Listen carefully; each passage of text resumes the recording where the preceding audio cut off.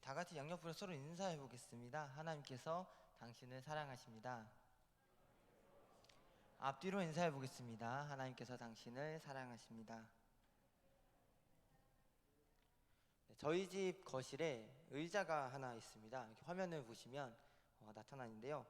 그 의자는 이렇게 등받이 의자입니다. 그래서 이 의자는 각도 조절이 가능한데요. 하루 종일 이렇게 밖에 있다가 이렇게 저녁에 돌아와서 그 의자를 앉으면 어찌나 편한지 모릅니다. 특히 제가 원하는 각도를 눕혀가지고 앉으면 너무너무나 행복합니다.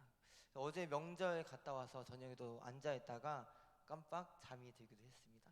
네, 그런 것처럼 우리가 어떤 의자를 앉느냐에 따라서 우리의 마음이 달라지기도 하고 기분이 달라지기도 합니다. 그런 것처럼 오늘 말씀도 의자, 우리가 앉는 자리와 관련이 있습니다.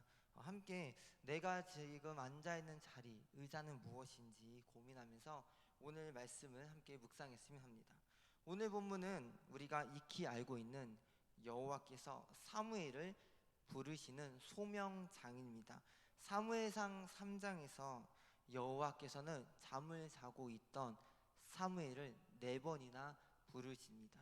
그 중에서 첫 번째, 두 번째, 세 번째 불렀을 때 이 사무엘은 누가 부른지 몰라서 누구를 찾아가게 되냐면요, 제사장 엘리를 찾아갑니다. 그래서 갈 때마다 제사장 엘리에게 나를 깨웠습니까? 이렇게 물어봅니다. 근데 그때 제사장 엘리는 자기는 부른 적이 없다고 합니다. 그리고 세 번째 사무엘이 왔을 때 직감독을 알았습니다.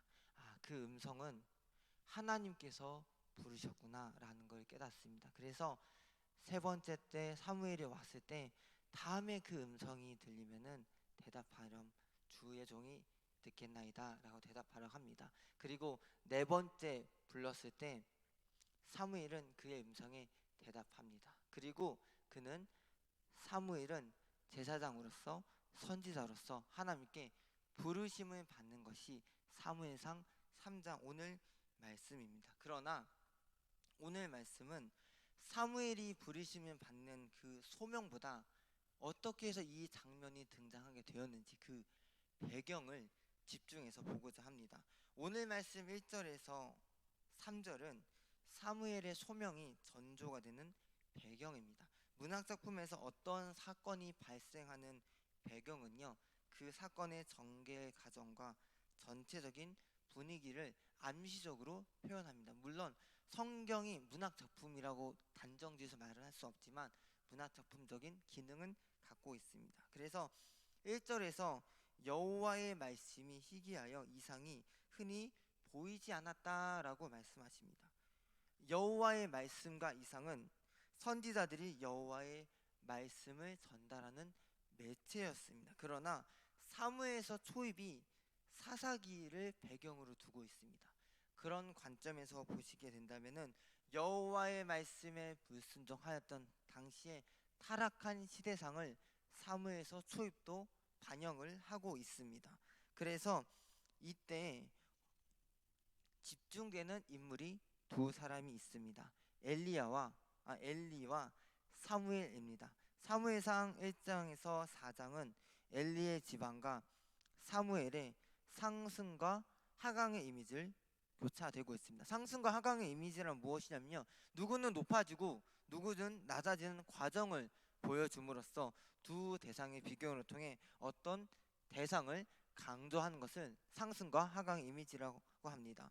먼저 사무엘과 엘리 집안의 상승과 하강의 이미지가 있습니다. 사무엘상 2장 12절과 2장 17절 18절을 엘리 제사장의 아들인 홈니와 비느하스를 사무엘과 비교를 하고 있습니다. 다 같이 이 말씀을 보시겠는데요, 2장 15절 17절 그리고 18절 말씀을 함께 보시겠는데, 먼저 엘리의 아들들부터 봉독하겠습니다. 시작. 엘리의 아들들은 이 소년들의 죄가 여호와 앞에 심히 크면 그들이 여호와의 제사를 멸시함이었더라. 다음은 사무엘입니다. 시작. 사무엘은 사무엘은 어렸을 때 세마포 세마포 에봇을 에봇을 입고 입고 여호와 앞에서 섬겼더라. 엘리의 아들들 홈니와 비느하스는 여호와 앞에서 행실이 나쁘고 여호와의 제사를 멸시하였습니다. 그러나 사무엘은 여호와 앞에서 무엇을 하였습니까? 여호와 앞에서 섬겼다라고 말씀하십니다. 사무엘은 세마포 옷을 입고 그분을 섬겼습니다. 우리의 가족들은 어떻게 하고 있습니까? 명절 어떻게 보내셨습니까? 여호와께 드리는 예배를 등한시 여기고 있습니까? 아니면 전심을 다하여 섬기고 있습니까? 우리가 여호와께 예배를 드리는 자세는 어떠합니까? 엘리의 집안 같습니까? 아니면 사무엘 같습니까? 2장에서 엘리의 집안의 아들들과 사무엘 비교의 연장선에서 오늘 본문 말씀 1절에서 3절은 제사장 엘리와 사무엘을 비교하고 있습니다. 다음 표를 보시면 그 1절에서 3절 말씀에 제사장 엘리와 사무엘에 나타난 상승과 하강의 이미지가 나타납니다. 보시면 엘리 앞에서 사무엘이, 그리고 엘리의 눈이 점점 어두워져 가서, 그리고 하나님의 등불은 꺼지지 아니하였으며 그때에 그가 자기 처소에 누웠고 사무엘은 하나님의 궤에 있는 여호와의 전 안에 누웠더라. 이것이 오늘 우리가 묵상한 본문 세 구절입니다. 두 인물이 본문 1절에서 등장합니다. 엘리와 사무엘입니다. 엘리는 눈이 점점 어두워가고 그때 그가 자기 처소에 누웠다고 합니다. 그러나 사무엘은 하나님의 등불은 꺼지지 아니하였으며 하나님의 궤에 있는 여호와의 전에 누웠다고 합니다. 엘리는 하강하고 있고 사무엘은 상승하고 있습니다. 여기서 엘리에 대하여 집중해야 할 단어가 두 가지가 있습니다. 눈과 처소입니다. 엘리의 눈과 처소는 사무엘서에서 제사장 엘리의 인생과 영적 상태를 함축하는 단어입니다. 첫 번째 단어는 눈입니다. 본문은 엘리의 눈이 점점 어두워져 간다고 합니다. 여기서 어두워져 간다는 건 의미는 1차적으로 문자 그대로 엘리가 노안이 와서 잘 보지 못한다고 볼 수 있습니다. 그러나 2차적으로는 하나님과의 관계가 멀어진다는 영적인 의미로서 해석할 수 있습니다. 엘리의 이 표현은 이 본문뿐만 아니라 4장 15절에서도 등장을 합니다. 말씀 보겠습니다. 그때 엘리의 나이가 98세라 그의 눈이 어두워서 보지 못하더라 말씀하십니다. 어두워지던 사람이 완전히 보지 못하게 됩니다. 성경에서 어두워져 보지 못한다는 것은 이사야 말씀을 상기합니다. 이사야 6장 9절 말씀입니다. 여호와께서 이르시되 이 백성에게 이르기를 너희가 듣기는 들어도 깨닫지 못할 것이요 보기는 보아도 알지 못하리라 말씀하십니다. 엘리의 마음이 둔하여져서 하나님의 뜻을 깨닫지 못하고 점점 어두워져 갑니다. 엘리는 하나님과 사랑을 중개하던 제사장이었으나 그 역할을 감당하지 못하고 타락하고 영적으로 하나님과 멀어져 완전히 보지 못하게 됩니다. 그러나 사무엘은 어떻습니까? 사무엘은 하나님의 등불이 꺼지지 않는다고 합니다. 하나님의 등불은 금 촛대로서 하나님의 언약궤를 주변에서 밝히고 있는 것입니다. 하나님의 등불은 하나님의 말씀과 함께하는 사무엘의 인생을 밝히고 있습니다. 우리의 영적인 눈은 어떻습니까? 하나님의 말씀을 옳게 보고 있습니까? 우리의 인생도 말씀의 빛으로 밝혀야 합니다. 시편 119편 105절에서 주의 말씀은 내 발의 등이요 내 길의 빛이니이다 라고 말씀하십니다. 하나님의 등불인 말씀이 어두운 인생 가운데 우리의 인생을 밝히고 있습니다. 두 번째 단어는 처소입니다. 여기서 처소는 앞에 자기라는 수식어가 붙습니다. 즉 엘리의 자기 처소입니다. 엘리는 자기 처소에 누워 있고 사무엘은 하나님의 궤가 있는 여호와의 전에 누워 있습니다. 여기서 처소라는 마꼼이라는 히브리어 단어인데요, 공간과 장소를 뜻합니다. 본문은 엘리와 사무엘이 누워 있는 장소를 비교하고 있습니다. 엘리는 자신의 장소, 사무엘은 하나님의 장소에 누워 있습니다. 각자가 누워 있는 장소가 다릅니다. 3장에서 엘리가 누워 있는 곳을 자기 처소라고 표현합니다. 여기서 단어는 다르지만 유사한 의미에서 엘리의 인생에 있어서 자기 자신과 관련된 장소가 한 군데 더 있습니다. 바로 자기 의자입니다.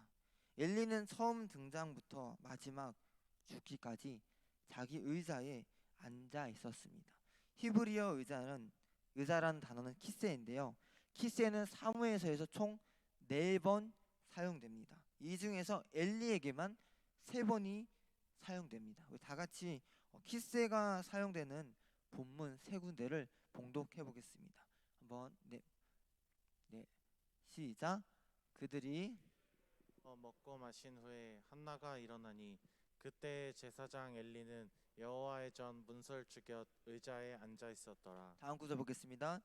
그가 그가 이를 이를 때는 때에는 엘리가 길 옆 자기의 의자에 앉아 기다리며 그의 마음이 하나님의 괴로 말미암아 떨릴 즈음이라. 다음 하나님의 하나님의 괴를 괴를 말할 말할 때 때 엘리가 자기 의자에서 뒤로 넘어져 문 곁에서 목이 부러져 죽었으니 엘리는 등장할 때부터 죽음까지 자기 의자에 앉아 있었습니다. 그러나 이 의자가 등장할 때 함께 언급되는 분이 여호와입니다. 여호와의 전 하나님의 괴 그의 의자는 동등한 위치에서 여호와와 비교가 되고 있습니다. 그는 여호와의 전 문설주 옆에 자기의 의자를 놓았습니다. 키세가 사무엘서에서 4번 중 3번이 엘리에게 사용된다고 하였습니다. 나머지 한 본문을 더 보겠습니다. 다 같이 사무엘서 2장 8절 말씀을 봉독하겠습니다. 시작. 가난한 자를 진토에서 일으키시며 빈궁한 자를 거름더미에서 올리사 귀족들과 함께 앉게 하시며 영광의 자리를 차지하게 하시는도다. 땅의 기둥들은 여호와의 것이라. 여호와께서 세계를 그것들 위에 세우셨도다. 아멘. 사무엘상 2장 한나의 기도에서 이 키스가 등장을 합니다. 히브리어는 같은 단어이지만 개역 개정에서는 의자를 자리라고 표현하였습니다. 이 의자는 영광의 자리, 즉 영광의 의자입니다. 이 말씀에서 영광은 피조물이 아닌 하나님의 영광의 의자입니다. 그러므로 엘리가 앉았던 키스 그 의자는 영광의 의자였습니다. 하나님의 전 옆에 자기의 영광의 의자를 만들어 놓고 앉아 있었습니다. 그 의자는 여호와의 전 문설주 옆에 있었습니다. 엘리야는 하나님의 전 옆에 자신의 영광의 의자에 앉아 있다가 죽음을 맞이하였습니다. 제사장이었던 그는 하나님처럼 군림하며 살다가 결국 하나님의 괴가 빼앗겼다는 소식을 듣고 의자가 뒤로 넘어가 목이 부러져 죽었습니다. 그의 아들도 죽습니다. 엘리가 앉아있던 자리는 하나님과 자신을 동등시 여기는 교만의 자리, 욕망의 자리, 탐심의 자리였습니다. 우리는 어떠한 처소에 누워 있습니까? 우리는 어떠한 의자에 앉아 있습니까? 우리가 앉아 있는 자리는 교만의 자리입니까? 아니면 탐심의 자리입니까? 우리가 앉아 있는 자리가 어떠한지 확인해야 됩니다. 개구리 올챙이 시절 모른다고 합니다. 나도 모르게 엘리처럼 제사장이었지만 교만한 자리에 앉아 있다가 교만한 눈으로 지켜 세워 세상을 바라보고 있을 수 있습니다. 하나님은 불꽃 같은 눈동자로 우리의 이 모습을 지켜보고 계십니다. 이 말씀을 묵상하면서 저를 돌아보았습니다. 하나님께서 청암교회 교육자로서 저를 이 자리에 앉혀 주셨습니다. 네, 저는 우리 아이들을 양육하고 교회를 섬기는 자리가 있습니다. 그런데 제가 교육자로서 교만해져서 누군가를 조롱하거나 비난하거나 비판하기 시작하면 저 또한 엘리와 같은 사람이 될 수 있습니다. 저는 그런 자가 될까봐 너무나 두렵습니다. 그래서 이 교육자로서 기도하고 있습니다. 하나님, 제가 엘리의 자리가 아닌 것이 아니라 기도하는 자리, 섬기는 자리, 여호와를 따르는 자리를 앉게 해주셔서 늘 기도하며 말씀을 묵상하고 있습니다. 그러나 아이 사무엘은 하나님의 궤에 있는 여호와의 전에 누워 있었습니다. 사실 여호와의 전인 성소는 제사장들만 들어갈 수 있으며 지성소는 대제사장만이 1년에 한 번 대속죄일에 들어갈 수 있습니다. 당시 아이 사무엘은 제사장이 아니었습니다. 그런데 본문에서는 하나님의 귀는 당시 본문에서는 여호와의 전에 누워 있었다고 합니다. 이 말씀은 무엇이냐면 지성소는 하나님의 임재하심을 상징합니다. 따라서 이 말씀은 사무엘이 앞으로 제사장으로서 역할을 감당할 것과 하나님의 말씀이 아이 사무엘과 함께함을 의미합니다. 엘리가 자기의 의자에 앉아 있었고 처소에 누워 있을 때 아이 사무엘은 여호와께 무엇을 하였습니까? 3장 1절 말씀을 다시 보면 아이 사무엘이 엘리 앞에서 여호와를 섬길 때라고 말씀하십니다. 아이 사무엘은 여호와를 섬겼습니다. 엘리의 아들 홈리와 비느하스가 행실이 나빠 여호와의 제사를 멸시하고 여호와 앞에서 범죄하였을 때 사무엘은 여호와를 섬겼습니다. 그리고 엘리가 자신의 자리에 앉아 있고 누워 있을 때 사무엘은 여호와를 섬겼습니다. 즉 사무엘은 섬김의 자리에 있었습니다. 하나님은 사무엘의 섬김을 기뻐하셨습니다. 하나님은 사무엘의 섬김을 기뻐하여 자고 있던 그를 4번이나 부르셨습니다. 하나님은 그 섬김을 보고 제사장으로서 마지막 사서로서 사무엘을 부르셨고 사용하셨습니다. 우리는 하나님을 섬겨야 합니다. 우리는 예배의 자리에서 하나님을 높여야 되고 하나님을 섬겨야 됩니다. 이와 같은 섬김을 실천한 분이 한 분 계십니다. 예수님이십니다. 사무엘의 성장 과정과 예수님의 성장 과정은 유사합니다. 다 같이 화면에 보이는 말씀을 봉독하겠습니다. 네, 먼저 예수님에 대한 말씀인데요. 같이 읽어보겠습니다. 시작. 아이가 자라며 자라매 심령이 강하여지며 이스라엘에 나타나는 날까지 빈들에 있으리라. 아이가 자라며 강하여지고 지혜가 충만하며 하나님의 은혜가 그의 위에 있더라. 예수는 지혜와 키가 자라가며 하나님과 사람에게 더욱 사랑스러워 가시더라. 아멘. 사무엘상 2장 26절에서는요. 아이 사무엘이 점점 자라매 여호와와 사람들에게 은총을 더욱 받더라라고 말씀하십니다. 이 사무엘의 성장 과정과 예수님의 성장하는 유사합니다. 왜냐하면 사무엘은 예수님의 성품을 닮은 자입니다. 섬기는 자였습니다. 그래서 예수님께서 이 땅에 오신 목적은 섬김을 받기 위함이 아니라 우리를 구원하시고 우리를 섬기기 위해 오셨습니다.